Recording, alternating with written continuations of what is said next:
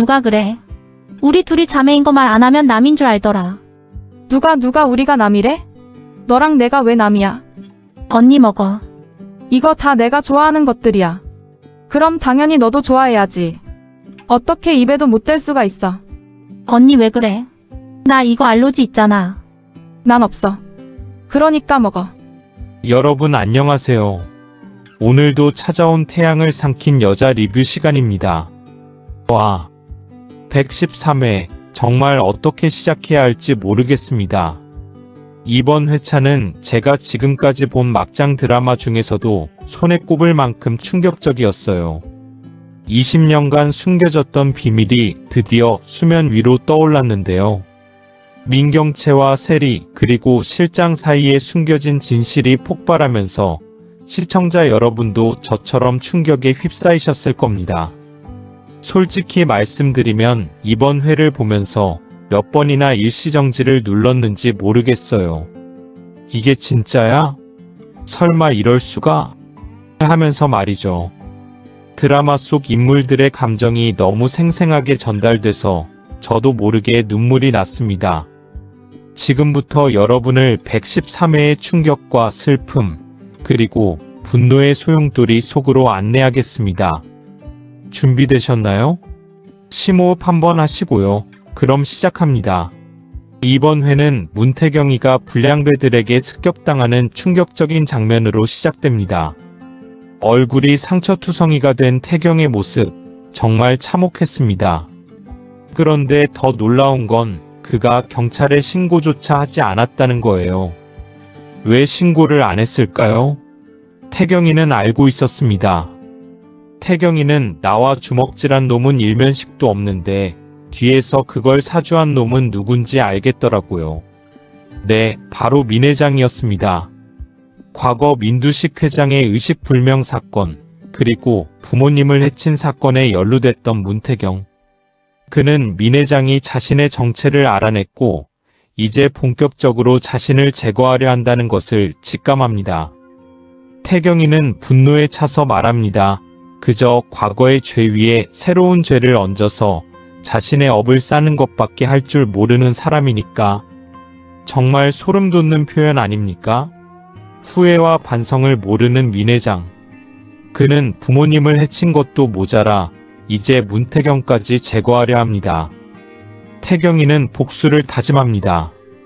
부모님 계약서를 찾아서 당장 민 회장을 법정에 세우겠다고 말이죠. 하지만 이 분노가 과연 어떤 결과를 가져올까요? 민 회장이라는 거대한 악의 벽 앞에서 태경이는 과연 승리할 수 있을까요? 그런데 더 큰 충격이 기다리고 있었습니다. 실장이 심각한 표정으로 민경채에게 다가옵니다. 그녀의 얼굴에는 걱정과 불안이 가득합니다. 선재 김변이 그러는데 우리 세리가 바뀌었대. 이 한마디에 민경채는 완전히 얼어붙습니다. 세리가 바뀌었다는 것은 대체 무슨 의미일까요? 김 변호사는 술자리에서 이 말을 흘렸고 민경채는 그 말을 듣고 밤새 잠을 이루지 못했습니다. 실장은 애써 부정하려 합니다. 그냥 개소리니까 한 귀로 흘리세요. 괜히 큰아가씨 복장 터지게 하려고 하는 거니까. 아유, 안 봐도 드라마지 뭐. 실장의 이 말 여러분은 어떻게 들으셨나요? 저는 이 장면을 보면서 실장이 뭔가를 숨기고 있다는 걸 바로 알 수 있었어요. 그녀의 눈빛, 떨리는 목소리, 지나치게 애쓰는 부정. 모든 게 수상했습니다. 실장은 민경채를 진정시키려 허브티를 준비하러 가면서 혼잣말을 합니다. 쥐새끼라고 어지간히 챙기네. 하지만 내가 살아있는 한 절대 세리 아가씨 못 뺏어가. 두고 봐. 이 대사를 들으면서 여러분도 느끼셨겠죠? 뭔가 큰일이 터질 것 같은 불길한 예감이 말이에요. 참을 수 없었던 민경채는 직접 김 변호사를 찾아갑니다. 그녀의 눈에는 분노와 불안이 가득합니다. 민경채 우리 세리가 대체 누구랑 바뀌었다는 건데? 김 변호사, 제가 그런 말을 했었나요? 기억이 안 나는데. 취했다며 기억 상실을 가장하는 김 변호사. 정말 비겁하죠? 하지만 민경채는 물러서지 않습니다. 그녀는 김 변호사가 실장과 만난 것까지 목격했고 두 사람이 무언가를 논의한 것을 알고 있습니다. 방금 전에 만난 사람은 누구지? 실장님 왜 만났어? 두 사람이 할 말이 뭔데? 김 변호사는 계속 발뺌합니다. 내가 누굴 만나던지 뭘 그것까지 보고해야 돼? 그리고 충격적인 순간이 찾아옵니다. 민경채가 김 변호사의 뺨을 세게 때립니다. 당신은 쓰레기야. 아무리 나랑 끝나도 그렇지 그런 말을 지어내. 김 변호사도 맞받아칩니다. 내가 생활 쓰레기면 민경채는 재활용도 안 되는 핵폐기물 쓰레기지. 와, 이 장면 정말 숨이 막혔습니다. 한때는 서로 사랑했을 두 사람이 이렇게 쓰레기라고 욕하며 대립하다니요. 과거의 사랑은 어디로 갔을까요? 이제 남은 건 증오뿐입니다. 김 변호사는 비웃으며 말합니다. 내 동생? 아직도 내 동생이야? 나 미치겠네. 당신은 진짜 구제불능이야. 그리고 마지막으로 냉소적인 말을 던집니다. 그래, 그렇게 죽을 때까지 세상 속이고 사람들 속이고 자신까지 속이면서 잘 살아봐. 이 말 속에는 어떤 진실이 숨어 있는 걸까요? 김 변호사는 분명 뭔가를 알고 있습니다. 그리고 그 진실은 민경채를 완전히 무너뜨릴 만한 것입니다. 집으로 돌아온 민경채. 그녀는 실장을 다그칩니다. 20년 전에 양평별장에서 세리가 태어날 때 실장님 외엔 그 누구도 옆에 없었어. 그렇죠? 실장은 떨리는 목소리로 대답합니다. 그렇죠. 민경채는 필사적으로 부정하려 합니다. 신생아가 수십 명씩 태어나는 종합병원도 아니고 바뀔래야 바뀔 수가 없지. 그럴 리가 없잖아. 10달 배 불러서 내 배로 나온 내 자식인데 왜 세리가 바뀌어? 왜? 하지만 실장의 입에서 나온 것은 사실은 제가 그동안 아가씨를 속였어요. 일부러 그런 건 아니에요. 그때 그게 아가씨를 위한 일이라고 믿었거든요. 이 순간 민경채의 세계가 무너집니다. 실장은 눈물을 흘리며 20년 전 그날 밤의 진실을 털어놓기 시작합니다. 이 고백 장면 정말 눈물 없이 볼 수 없었습니다. 그때 아가씨가 막 출산하고 기절했을 때 청색증으로 호흡이 멎은 아가씨 아기를 싸매고 병원으로 내달렸어요. 너무 이른 새벽이어서 지나가는 차 한 대가 없더라고요. 아주 미치겠더라고요. 실장의 목소리는 20년 전 그날의 공포와 절망으로 가득 차 있습니다. 근데 마침 구급차가 지나갔어요. 막 뛰어나가서 구급차를 세웠는데 거기에 그 아이랑 아이 엄마가 있었어요. 민경채는 듣기 싫다며 실장을 막으려 합니다. 그만해. 듣기 싫으니까. 하지만 실장은 계속합니다. 들으셔야 돼요. 이제라도 아셔야죠. 병원 근처에서 교통사고가 났고 구급대원이 사고 수습을 한다며 차에서 내렸을 때 아가씨 아기가 호흡을 멎췄어요. 눈앞이 캄캄해지더라고요. 아기가 잘못된 걸 그 아가씨가 알면 아가씨도 잘못될 게 뻔하니까. 근데 마침 그 여자아이가 제 눈에 들어왔어요. 이 말이 의미하는 것 여러분도 아시죠? 실장은 구급차 안에 있던 다른 아기와 민경채의 아기를 바꿔치기 했습니다. 민경채는 절규합니다. 입 다물어. 그 입을 찢어버리기 전에 20년 전에 아무 일도 없었어. 그러니까 실장님 관속에 들어갈 때까지 지금처럼 입 다물고 조용히 살아. 밤늦게까지 차 안에서 생각에 잠긴 민경채. 선재가 나타나 냉정하게 말합니다. 이 시간까지 왜 이러고 계십니까? 생각할 게 좀 있어서요? 집에 들어가기가 겁나신가? 아니면 세리 마주치기가 좀 그런가? 그리고 그는 제안합니다. 이럴 바에는 차라리 친자 확인을 해보세요. 친자 확인. 하지만 민경채는 격렬하게 거부합니다. 무슨 마음 정리? 검사 결과 불일치 나오면 내 딸이 아니구나. 그동안 즐거웠어. 잘가 이러라고. 그 다음엔 뭐지? 친딸 찾아 산 뒤질까? 이렇게 힘들 바에 확인 사살이 났다는 거죠. 민경채의 이 대사 정말 가슴이 찢어졌습니다. 그녀는 지금 인정할 수도 부정할 수도 없는 상태입니다. 변호사는 냉소적으로 말합니다. 솔직히 지금 이것도 저것도 안 되잖아요. 완전히 인정하기도 그렇다고 완전히 부정하기도. 민경채는 소리칩니다. 세리 분명히 내 딸이야. 하나부터 열까지 안 닮은 구석이 없다고. 하지만 변호사는 의미심장한 말을 남깁니다. 그럼 그렇게 정신 승리하면서 계속 사십시오. 하지만 사장님이 모르는 진실이 남아있다는 건 기억하시고요. 그 진실을 목도할 용기가 생기면 얘기하세요. 기꺼이 판도라의 상자를 열어드릴 테니까. 판도라의 상자. 김 변호사는 대체 무엇을 더 알고 있는 걸까요? 집으로 돌아온 민경채. 세리는 야식으로 라면을 끓여 먹고 있습니다.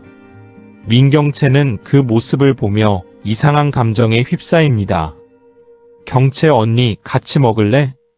상에는 경채가 좋아하는 음식들만 가득합니다.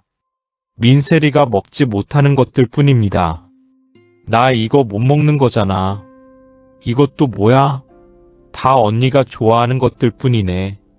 하긴 실장님이 큰 언니 먹이려고 언니 위주로 식단을 짜니까 난 다 못 먹는 건데. 세리는 무심코 말합니다. 그러고 보면 우린 참 안 닮았어. 하나부터 열까지. 어떻게 식습관도 달라? 왜 닮은 게 없어? 이 순간 민경채의 눈빛이 흔들립니다. 세리는 계속 말합니다. 모든 사람이 보고 우리 둘이 자매인 거 말하면 남인 줄 알더라. 누가 그래? 민경채의 절규 누가 우리가 남이래? 너랑 내가 왜 남이야? 그녀는 억지로 라면을 입에 넣습니다. 알레르기가 있는데도 말입니다. 언니 왜 그래? 나 이거 알레르기 있잖아. 난 없어. 그러니까 먹어. 민경채는 세리를 끌어안습니다. 눈물을 흘리며 말합니다. 너랑 난 빼닮았어. 안 닮았다는 건 말이 안 돼. 어떻게 한치도 안 닮아? 원래 엄마랑 딸은 전부 닮는 거야. 이 장면. 정말 눈물이 났습니다. 20년간 딸로 키워온 세리. 하지만 이제 그녀가 친딸이 아니라는 사실을 알게 된 민경채. 그녀는 필사적으로 부정하려 합니다. 세리와 자신이 닮았다고 엄마와 딸은 당연히 닮는 거라고 말이죠. 하지만 세리는 알 수 없습니다. 언니가 왜 이러는지, 왜 울고 있는지, 왜 알레르기가 있는 음식을 억지로 먹이며 자신과 닮았다고 주장하는지. 핵심 정리 앤드 충격 포인트 20년 전 바뀐 아기의 진실 마이너스 세리는 민경채의 친딸이 아니었다. 실장의 고백 마이너스 죽어가는 아기를 구급차 안에 다른 아기와 바꿔치기. 민경채의 심리적 붕괴 마이너스 인정할 수도 부정할 수도 없는 극한의 상황. 민 회장의 폭력 지속 마이너스 태경이를 습격하며 과거 범죄 은폐 시도. 김 변호사의 냉소 마이너스 판도라의 상자를 열어드릴 테니까. 인물관계 분석. 민경채 세리 20년간 딸로 키웠지만 사실은 남의 자식? 하지만 포기할 수 없는 모정과 혼란. 민경채 김 변호사 과거 연인이었지만 이제는 서로를 쓰레기라 부르는 원수 사이. 실장 민경채 20년간 숨겨온 비밀로 괴로워하면서도 민경채를 지키려는 복잡한 심리. 민 회장 변호사 과거 범죄를 아는 변호사를 불량배를 동원해 제거하려는 악녀.